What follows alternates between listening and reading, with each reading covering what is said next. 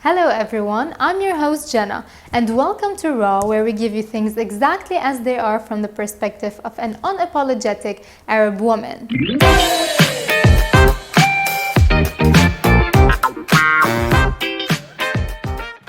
So this show is actually going to be tackling taboo subjects, which are not much spoken of. So today's topic is about insecure men. And before you get me wrong, I'm not going to be judging any men, and I'm not going to be standing fully sided with women, but I'm going to be speaking about it in a compassionate way. I know that sometimes anybody's insecurity is going to make you feel like, are you kidding me? But I think that the only way to attack this topic or to speak about this topic is from the mindset of not just how you manage or interact or deal with insecure men, but also how we tend to create a society that does a better job at eradicating the insecurities that we see the most in men. And I feel like this is a common thing. And I feel like one of the things that we see the most in insecure men is the idea of providing. Like, I have to provide. I have to provide financially. And if I don't provide financially, then I'm nothing. And I feel like this is a major issue, especially in our beloved country, Lebanon, where we're going through tough economic situations. And not just here, it's all over the world. And all the people are facing this situation. And the other issue is, like, I always have to be this most proudful man, sexually proudful man of all time. And I think like there's also the idea of jealousy, right? And how that enters the space when you're dealing with someone who's insecure. Now, the other conversation is like, what is too much insecurity? Because we all have insecurities, right? But I think like we're at a time where genders are becoming more fluid and the conversation about gender roles is definitely shifting. But like there's still this certain thing that ain't shaking yet. Like it's still there. It's still a problem. And it is how you manage it, but it is also how you don't let managing it become the relationship versus being in a relationship. So guys, let me tell you a little about insecurities. Now, first off, I think that we are all facing our own insecurities. But in the case of insecure men, I think that maybe it's the case that they have their valid reasons to be insecure. But it's just the way they project it now and make it your own responsibility. Because I think it becomes a burden for the relationship when someone is telling you, hey, look, I have this insecurity, help me deal with it. So I think that an insecure person is also someone who's irresponsible because they're not taking it upon themselves. So here I just want us to make sure that we have one side that is reasonable and the other that speaks of something that's no bueno. Because let me just tell you that we are all facing our insecurities, but what is it like to have insecurities and know how to deal with them in a healthy way? Now, here on Raw, we can only speak about our experiences. But like, I'm not an insecure man, but I can be an insecure person. And I know the ways that I can deal with my insecurities, that if I'm reasonable, I can actually fix it.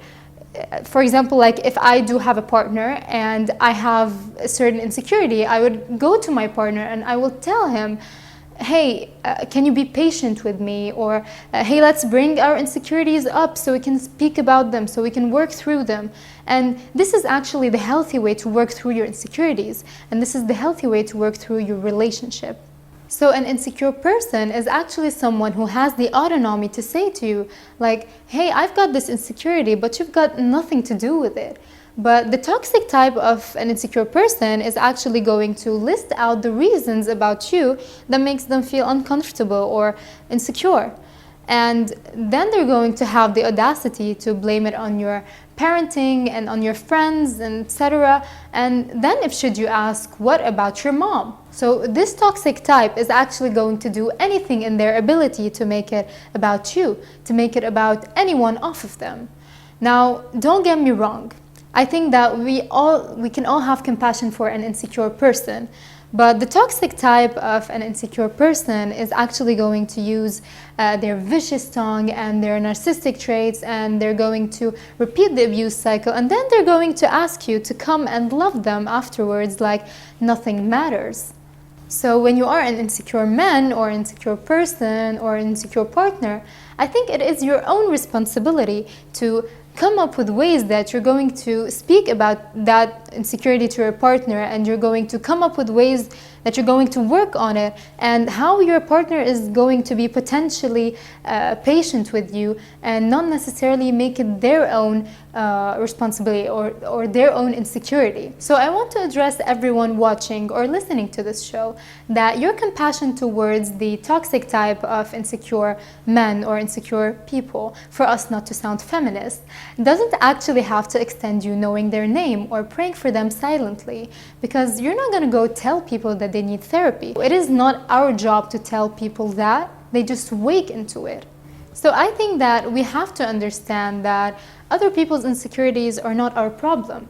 And whenever someone is actually trying to make your insecurity or their insecurity your problem, I think you should just stop letting that person into your space in the same way they were.